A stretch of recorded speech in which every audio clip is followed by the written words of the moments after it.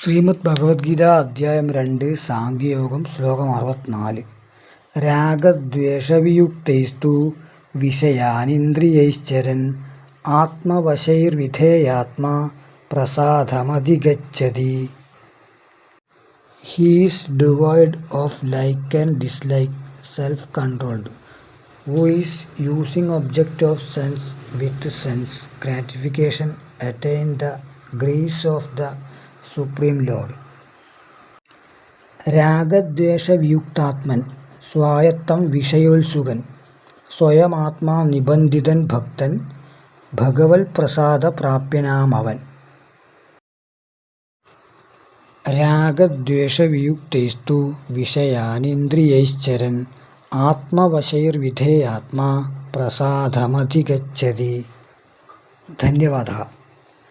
ചെങ്കൽ ശിവക്ഷേത്രം, തിരുവനന്തപുരം ജില്ല.